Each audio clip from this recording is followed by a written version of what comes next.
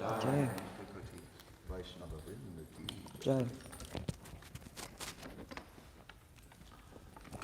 Om Namo Bhagavate Vasudevaya. Om Namo Bhagavate Vasudevaya.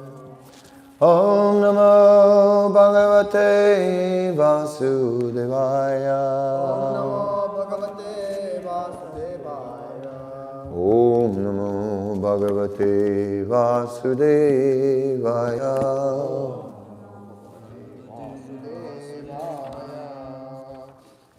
Reading from the Srimad Bhagavatam, 3rd Canto, Chapter 4, entitled Vidura Approaches Maitreya, Text 23. Shri Sukavacha Ityudavatu Pakanya Suridam Dusaham Vadam Jnanena Samayat Ksata Shokam Utpatitam Buddha.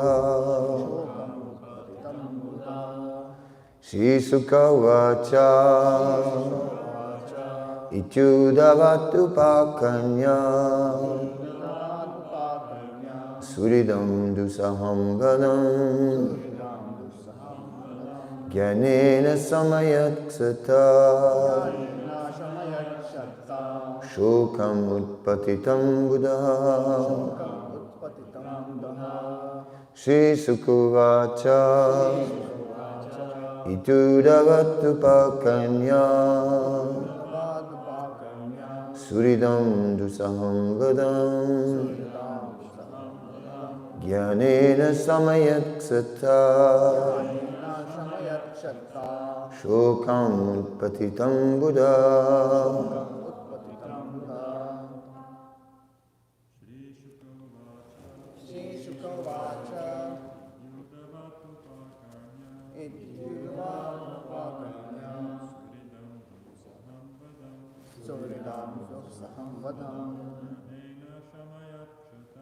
Jnanena shamayat chatta shokam patitam buddha.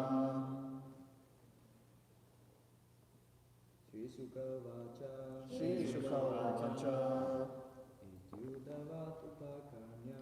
Ityudavatu Pakanya Suridam Dusaham Vadam Jnanena Samayat Chatta Shokam Utpatitam Buddha. Shri Sukavacha Ityudavadupakanya Suridam Dusaham Vadam Jnanena Shamayat Kshatta Shokam Utpatitam Buddha. Ladies, Shri Sukavacha Ityudavadupakanya Suridam Dusaham Vadam Jnanena Samayat Chatta Shokam Utpatitam Buddha. Shri Sukavacha Shri Sukha Goswami said, there's no Dave. Iti, thus, Udavat, from Udava, Upakanya, hearing, Suridam, of friends and relatives,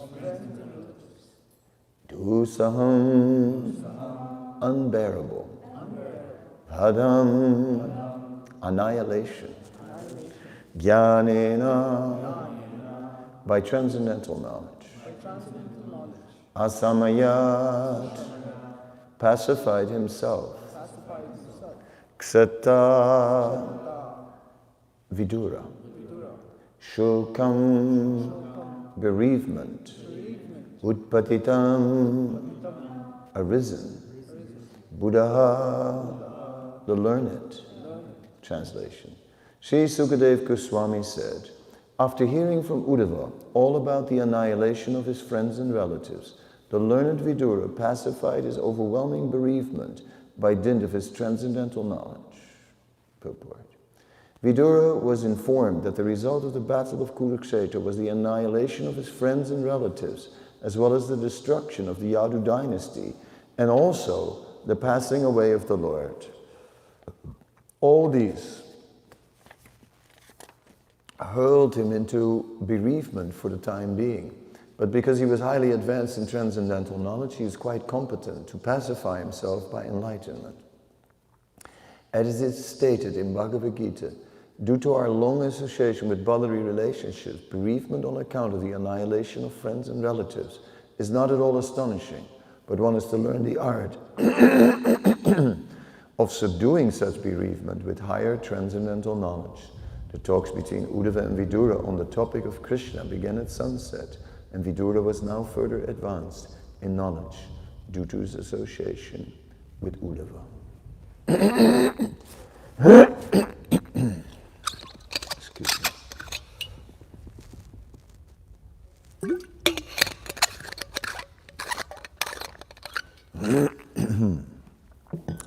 Om Ajnanatimirandasya Jnanana Salakaya Chakshurmilitam Yena Tasmai Shri Gurave Namaha Shri Chaitanya Manobhistam Stapitam Yena Bhutale Swayam Rupa Kadamayam Dadati Swapadantikam Vandeham Siguro Sita Padakamanam Sigurun Vaisnavamsya Sirupam Sagrajatam Sahagana Raghunadanvitam Tam Sajivam Sadvaitam Savadutam Parijana Saitam Krishna Chaitanya Devam Sri Radha Krishna Padam Sahagana Lalita Sivisakam Vitamscha He Krishna Karuna Sindhu Dina Bandhu Jagatpate Gopesa Gopika Kanta Radha Kanta Namostate Tapta Kanchana Gaurangi Radhe Vrindavaneshwari Vrisabhanu Sutta Devi Pranamami Haripre Vancha Kalpatrubhicha Kripa Sindhubhyevicha Patitanam Pavanebhyo Vaisnavebhyo Namo Namah Sri Krishna Chaitanya Prabhu Nityananda Sri Advaita Gadadhar Sri Vasadi Gaura Bhaktavinda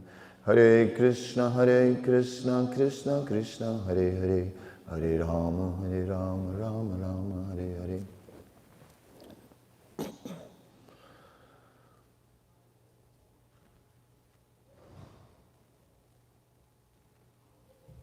So here we're speaking about the bereavement of Vidura, the pain in his heart. For years, Vidura had witnessed how his elder brother was blind. Not only physically blind, but was also blind to the character of his son, who was not of a good character. So, finally, Duryodhana, the situation with Duryodhana had escalated to a point where Vidura could no longer stay home, and he left.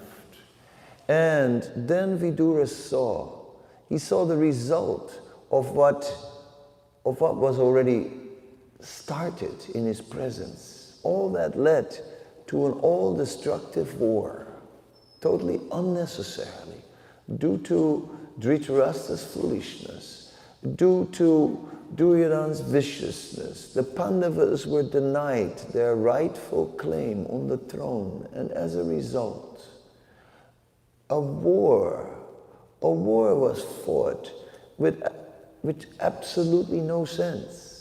No sense, within one family, right? Something that should have just simply been settled in mutual agreement turned into a huge war, and it was a total devastation. And Vidura just saw how that situation escalated, and what a terrible result. So many died.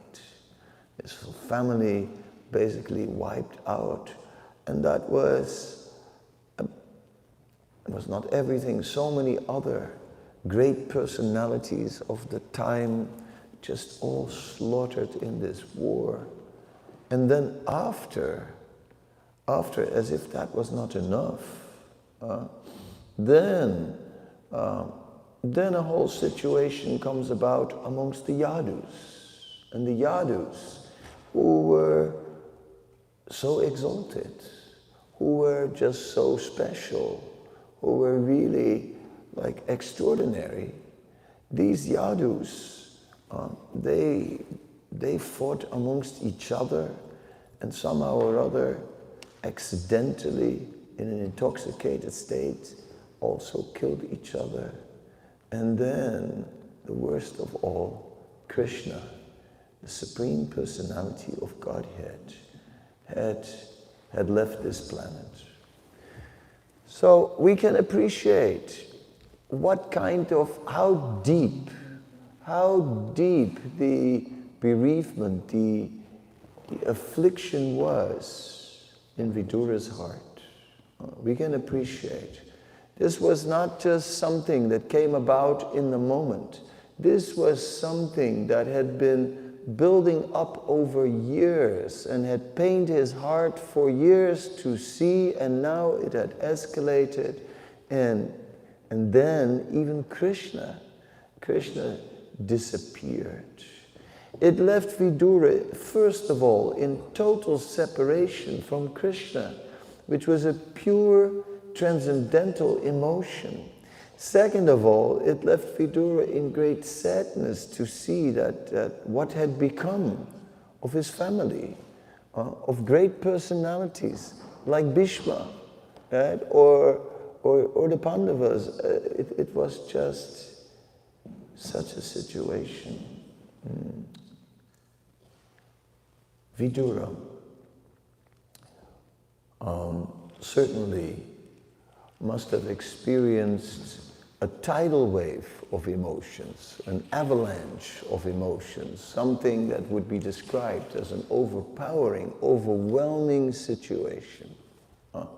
But then we see that because he was, as Srila Prabhupada writes in the purport, because he was highly advanced in transcendental knowledge, he was quite competent to pacify himself by enlightenment. So this is a very interesting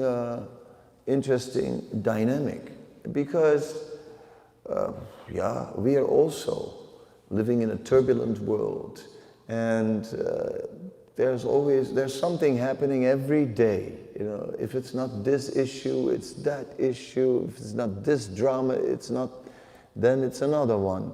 Everyone has his dramas, and these dramas, they are strong, and they, although not as strong as the drama that Vidura had to face, but these dramas are overwhelming us also. And we see that the example of the Mahajan, of the great personality of Vidura, the great personality who was taking shelter of transcendental knowledge, and with that managed to pacify himself. And that is the idea. Philosophy is not just there for play or for an intellectual exercise or to make life more interesting. It's meant to be applied, and it is meant to pacify the whirlwind of emotions, and that will pull us down to the material platform and to the bodily platform, and it will pull us down to a history full of injustices and incorrect situations, and that all affected us for long. That transcendental knowledge is there, first of all, to make us see the eternal perspective, to make us see that not a blade of grass in this world moves without the will of the Lord.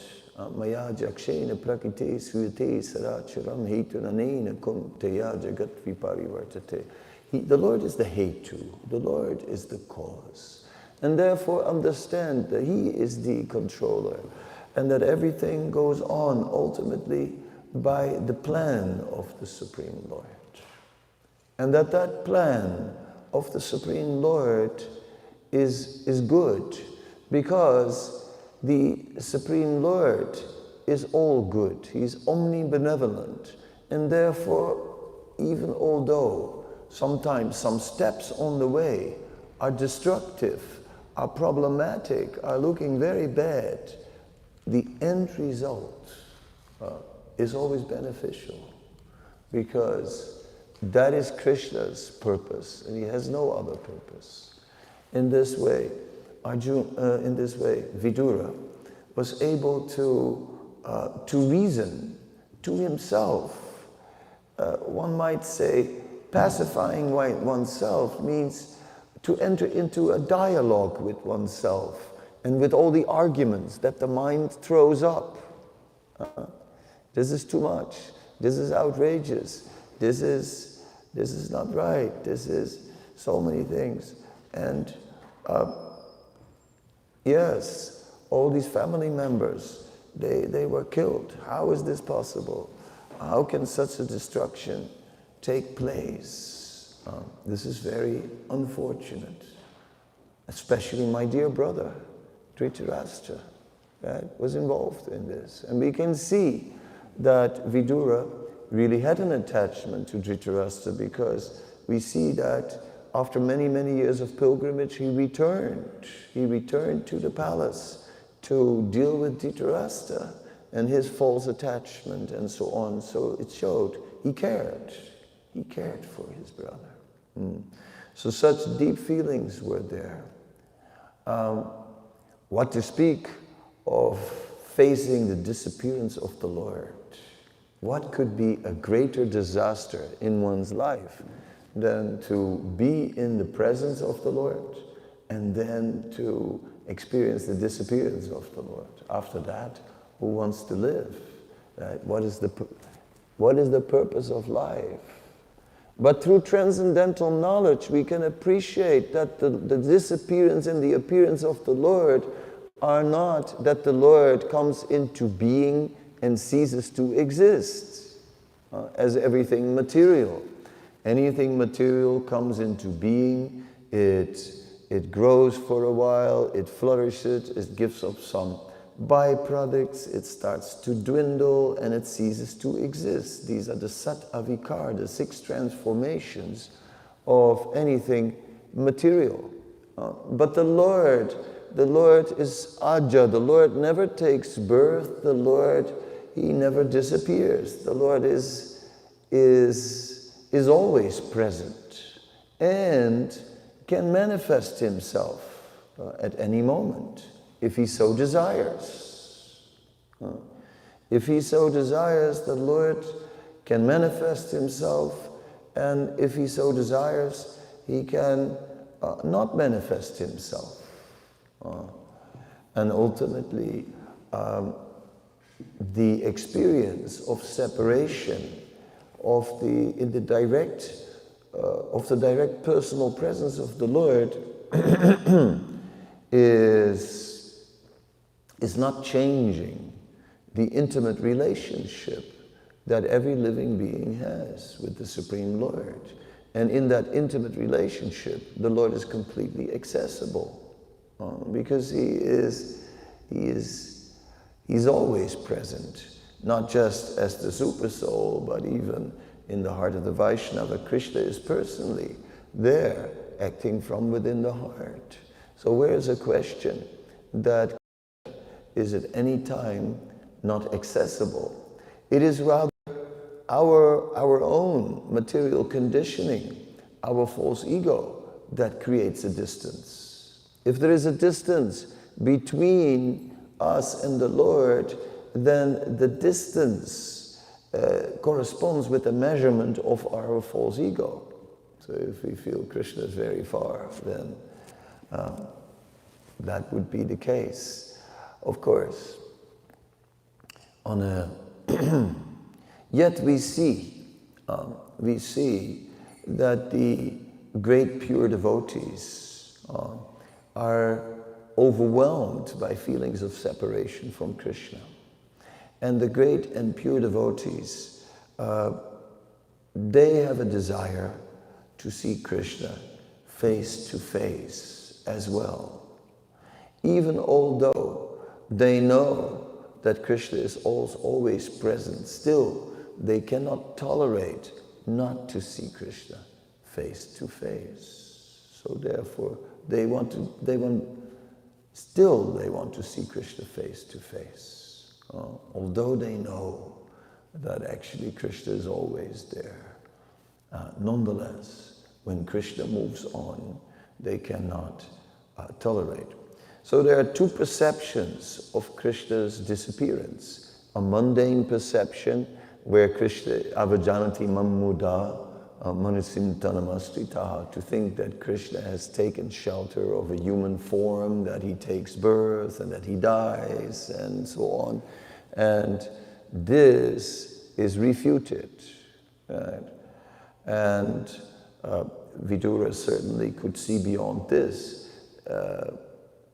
through transcendental knowledge. Then there is the second perception of Krishna's disappearance, which is the disappearance experience from a transcendental perspective, and from the perspective of a devotee who has loving attachment to Krishna, who cannot bear a moment of separation from Krishna. A moment appears to be like 12 years or more. So in this way, the pure transcendental perspective of also being greatly aggrieved, greatly overwhelmed with grief when Krishna disappears, and yet knowing at the same time that Krishna is the eternal Supreme Personality of Godhead. However, we also see the mood of Lord Caitanya. The mood of Lord Caitanya, his mood is, he prays Janmani Janmani Sware Bhavatat Bhakti Rahaitaki Tvayi. Just birth after birth, life after life, let me serve you here in the material world. But that also means, in one sense, in separation. In separation of the direct association of the Lord, but in service in the mission of the Supreme Lord. Srila Bhaktisiddhanta Saraswati Thakur, he mentions in the purpose to the Caitanya Charitamrita that although a devotee may pray like that, Janmani Janmani Sware, birth after birth, let me serve in the material world, still Krishna takes him back to Godhead in due course of time, because Krishna knows that deep in his heart of hearts, it's said, in the core of his heart, deep in his heart of hearts, in the very core of his heart, he still desires to be always in the association of Krishna. I take those words, in his heart of hearts, to mean that there are multiple desires. There's on the one hand the desire, oh, life after life, let me serve in the material world. I just desire nothing but to be absorbed in your mission. But then in his heart of hearts, there is also another desire, right? A desire, and that desire is the fundamental desire of every living being. Because the connection with the Supreme Lord is a fundamental connection. It's the material comparison is made as between mother and child. And therefore, sometimes Srila Prabhupada explained that we should chant the holy name as a child calling out for its mother, right? Just in that spirit of where else can a child go? There is no other shelter. Where else can we go? There is no other shelter. Where else can we go for happiness? There is no other source for happiness. Anywhere else where we look for happiness, it will be patchwork. Right? It will be incomplete. It may temporarily solve the emptiness a little bit, but it can never give us, fulfill the need in our heart, because that need in our heart can only be fulfilled in the relationship with Krishna. And that relationship with Krishna is meant to grow. In the beginning, Srila Vishwanath Chakravarti Thakur gives a description of how Krishna consciousness develops. And he explains that in the beginning, this Krishna consciousness is localized. He says it's like a point. Just as, and then he says that the material influence is all-pervading. So Maya is all-pervading. And he says that in the early stages of devotional service, from Shraddha, the initial faith, to Sadhu Sangha, the seeking out, the first beginnings of the association with devotees. Then Bhajana Kriya, taking up the process, chanting Hare Krishna, and really giving ourselves to it, and adjusting our life, and giving up our independence, and just saying, okay, instead of having my own lifestyle, I'll live now the prescribed lifestyle of sadhana bhakti. That's a huge step, and a lot of people get stuck before they can take that step. They just get stuck. They can't take that step. They just get stuck. No, I want to do. I have my own ways. I have my needs. I have my personality. No. I have to be the one I am. But this I have to be the one I am is false, because it's a false temporary identity that has simply come about by association with the material energy. Therefore, we must renounce this identity and take to the process. Take to the process of prescribed duty, of Vaidhi Bhakti, of engaging in devotional service according to rules and regulations. And these rules and regulations are very intricate, very intricate. And over time we have to learn more and more, and it becomes more refined. In the beginning it's just, okay, here, 4 regulative principles. How many are you following? 1, 2, 3. Okay, come on, 4. All right, 4. 16 rounds, yes. But it's getting finer and finer. One has to deal with the Vaishnavas respectfully. One has to bow down to the Vaishnavas, bow down to the Lord. One has to develop a relationship with a spiritual master, and in that relationship dedicate himself fully and have full faith and full trust in the spiritual master. It cannot be by dictation. One may read it. One should have full faith, full trust in the spiritual master, but we don't have it. Even when we are bowing down on our initiation day, even when we are receiving our beads and our name and everything, and we've made the vows, doesn't mean that we have full faith. We don't. Doesn't mean that we are ready to fully trust. Oh no, we still trust our own judgment. Because our faith and our trust go there where we think our happiness is. And to give up this idea of where we think our happiness is, and to rely on someone else, and who's going to tell us where our happiness is, who's going to tell us what is right, what is wrong, instead of relying on our own judgment, it takes a long time. So to settle into Bhajana Kriya, the regulated process of devotional service, is not so easy. And we only partially manage to situate ourselves there. The influence of Maya, of the illusory energy, is still very strong and will still work on us very strong. And we will still react very strong to so many things that are happening in the world. And we will be attracted and repulsed to whatever happens very strongly. But we are situated, not wholeheartedly, but to an extent in Bhajana Kriya. And so we get purified gradually.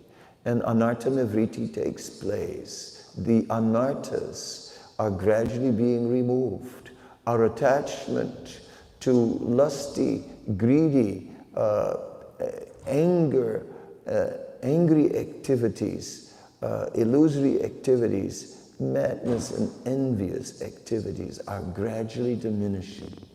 Then we will, the anartha nivriti, the purification of the heart is taking place, and we can align ourselves more. We'll start to align ourselves more with the process. He said, all right, I'll follow this process. I will do it. I will now no longer resist. Otherwise, the inner resistance remains very long. The inner rebellion against the process of devotional service continues for years, even behind the mask of a beautiful devotee outfit with very nice attributes of tilak and neck beads, exactly the right size, and the japa beads, and name it, everything, even despite all the external paraphernalia. Anyway, the purification of our heart continues until we come to the point of nistha. Nistha is where we are beginning to put more faith that my real happiness will come from devotional service. My real happiness will come from following in the footsteps of transcendental personalities. But that's not easy, because if we have to follow in the footsteps of transcendental personalities, we have to do what Vidura did.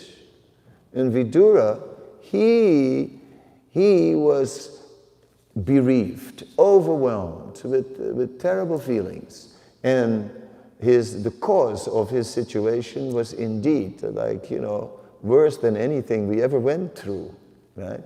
I mean, no one who faced a total devastation of his family, a total devastation, who faced being banned from home for such a long time, leaving with a very bitter taste, right? Who faced, in the end, who had the good fortune of being on the planet while the Supreme Lord was there, and then the disappearance of the Lord. Think about it. So Vidura's bereavement was extreme, greater than ours, and yet he pacified himself by enlightenment, by transcendental knowledge, and entered into a conversation with himself, right?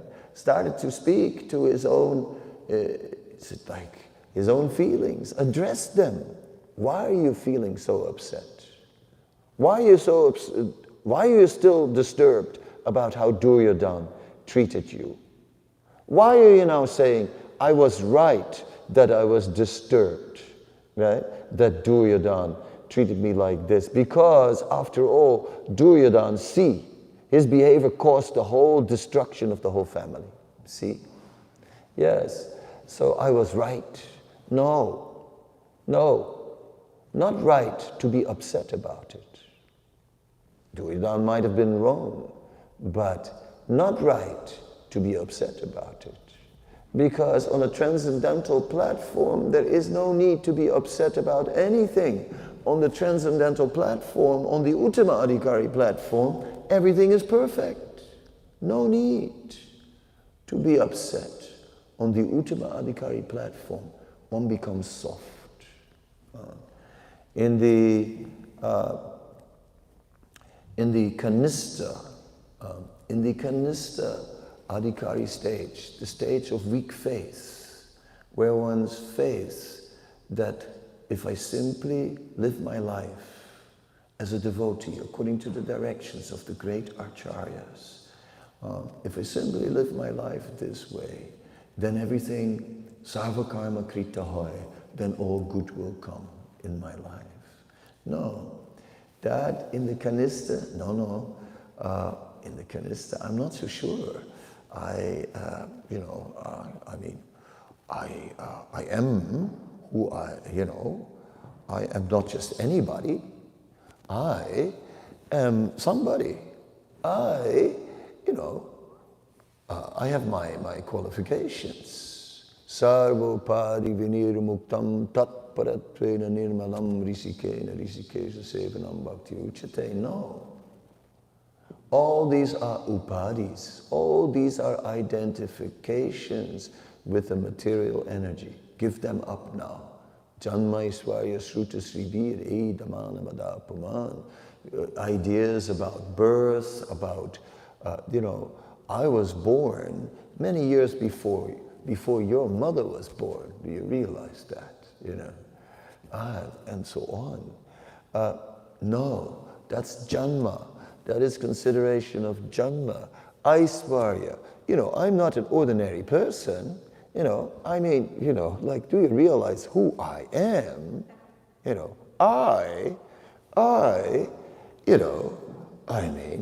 I have a very prominent position, excuse me. No, also not. Okay, yeah, but I'm educated. I'm learned. Oh yes, sure, all the way up to PhD and Bhaktivedanta both, Materially learned, spiritually learned, right? What I say should be respected. I deserve respect. No, I deserve nothing. I have no claim to fame. Sarvapari vinirmuktam. So difficult, so difficult. All these anarthas, they hold us back from just going forward towards Krishna. And this is what we're facing. And we can, go through the ashrams, we can go through initiations, but still, in the core of our heart, where are we? That is the question. So, Vidura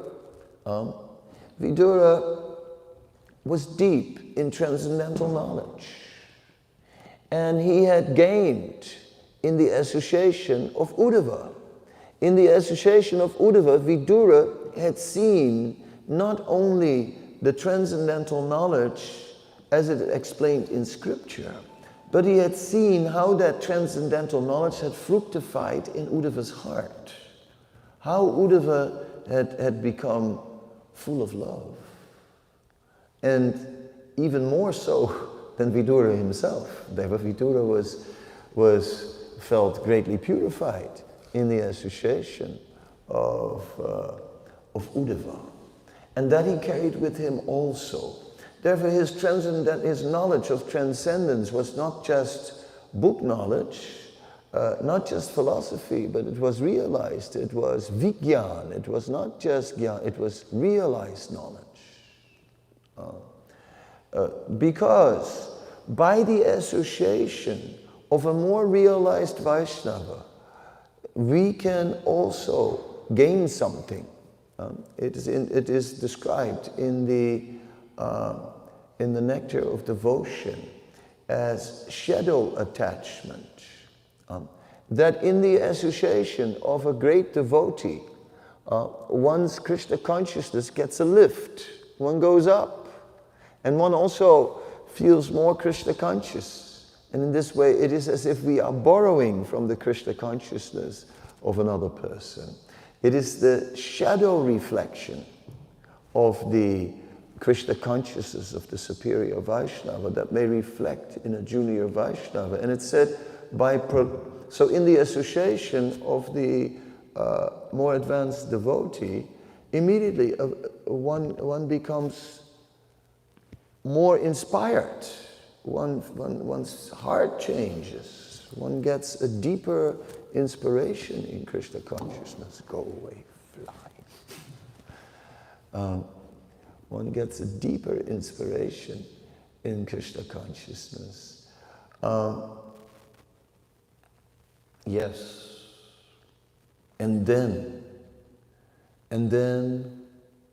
we know all this. And then we encounter our limitations.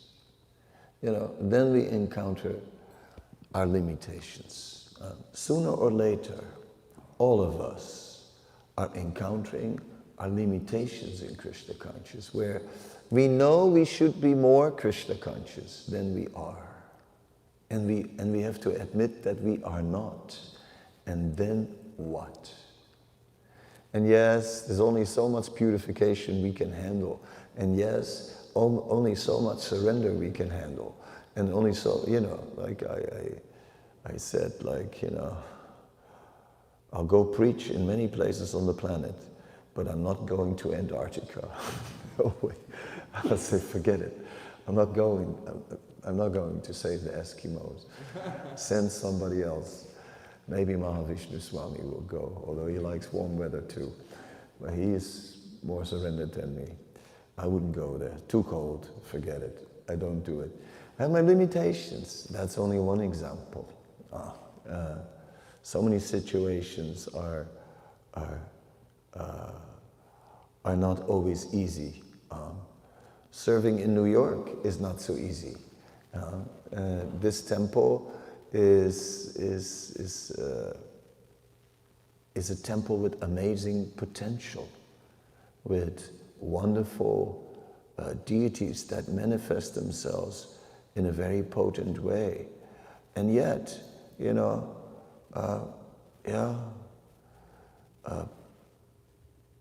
yet so many things could improve in terms of the modes of nature and in terms of transcendental quality in the association, in the preaching, and so on. And there's still quite some austerity involved in being part of it. I face it and have to sometimes preach to myself, sometimes enter into dialogue with my mind and thinking, what am I doing in this dump, right? Of course, I'm from a place which is similar.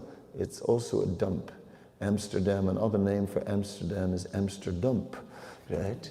It's also a dump full of crazy people and full of, lower modes of nature.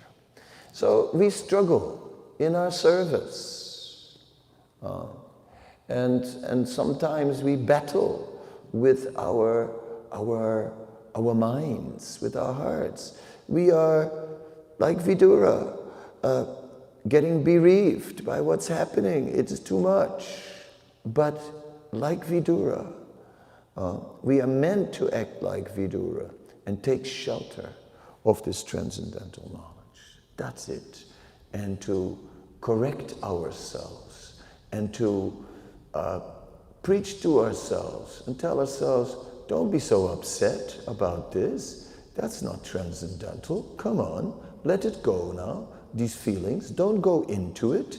Do not absorb. And this we have to tell ourselves. Do not absorb yourselves in these feelings, and turn them over and over and over. I feel like this, because I feel like this, and I really feel it. Stop dwelling on it, because it's Maya.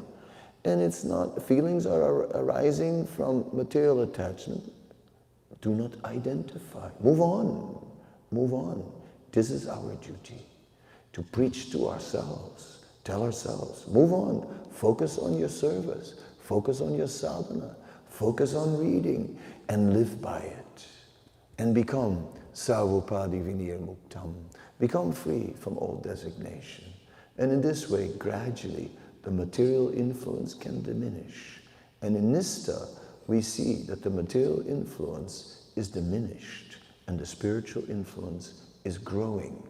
And the affliction of Maya is less. And so the material desires are less. And then gradually become less and less and less and less as we are entering deeper in the deeper realms of devotional service. So let us not tally, let us not waste any time. Let us try and dive in. Sooner or later, we have to anyway. If we drag our feet today, It's not going away, the dilemma.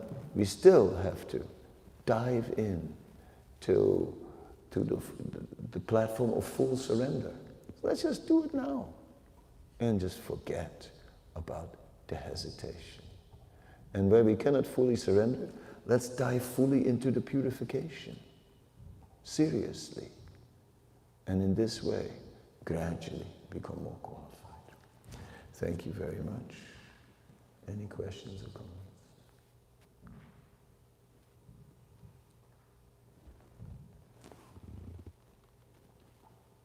There is a microphone. Maharaj, comment. Yeah, You're getting a microphone. He's just giving it to you. in the verse, associate Bhava, In the verse. You know, it's translated 12 years ago, but it says Yuga. Unite. It's like one whole Yuga. 12, at least 12 years sounds to us like. Mm-hmm.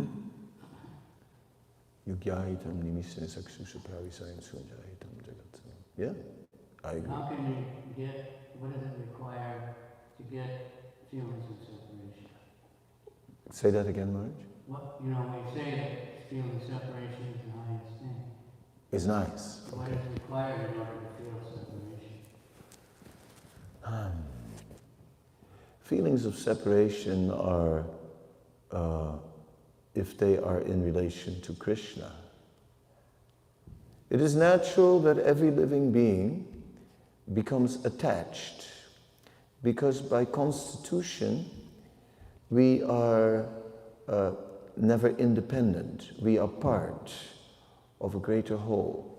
Therefore, we cannot be happy or fulfilled on our own. So we're always looking for external things to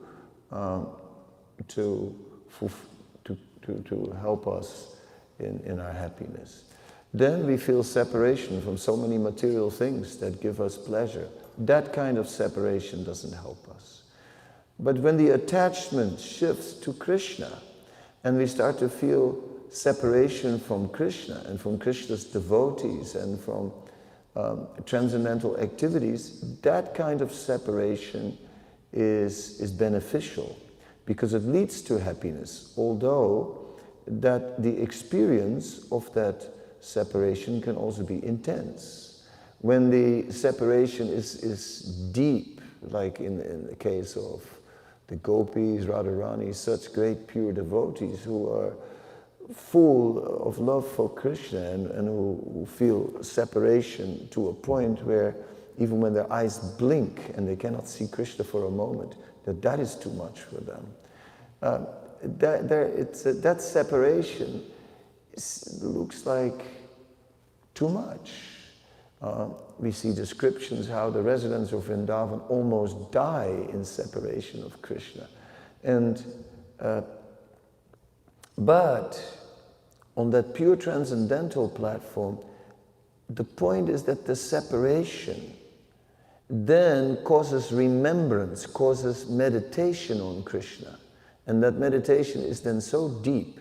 And because meditation on Krishna is so fulfilling, that is why this separation then leads to a great experience of ecstasy, because it leads to a deeper level of meditation on Krishna. In that way, it is said that this separation, it's like love of God is like hot sugar cane. It is too sweet to resist and too hot to handle. It is like a mixture of moments of feeling overwhelmed by the pain of separation, but then that causes such a deep meditation, such a deep remembrance of Krishna, like one's never experienced before. And the example may be, when you see somebody every day, you take it for granted, but if that person suddenly dies, right, then you feel so much separation and think, my God, and there's so many things I wanted to say to him and I could never say, right, and so on. It's like, then you suddenly realize, wow, he was actually such a valuable person. Then you feel a much more intense emotional remembrance of the person. So in this way, that's the benefit of this separation. It takes us deeper and deeper into deep, deep emotional remembrance of Krishna. And that's what Krishna is trying to bring about, increase our attachment to him. And he's eternally making arrangements and in various playful ways to increase that love, that attachment. So separation contributes to that. But otherwise, this separation, sometimes it really looks like too much. And when you're going through it, it is too much. Separation is too much. Who likes separation? Nobody likes separation.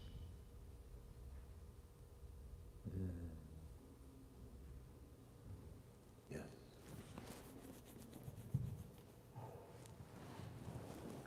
Hare Krishna, thank you for a very nice class. You were mentioning that how we have to take shelter of transcendental knowledge at the times of when difficult situations come and we have to move on.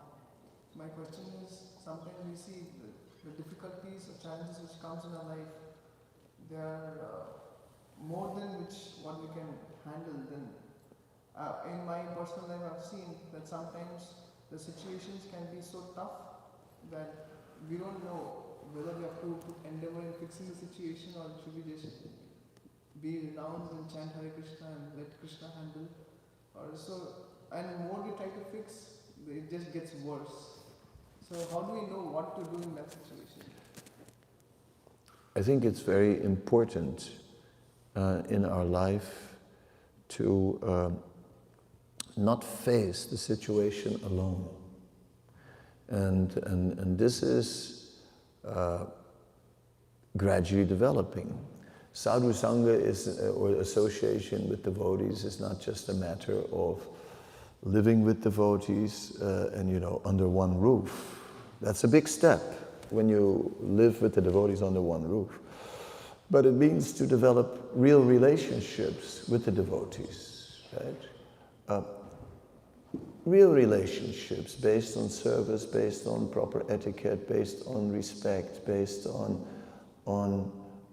taking shelter. So we take shelter of the Vaishnavas and the spiritual master, of course.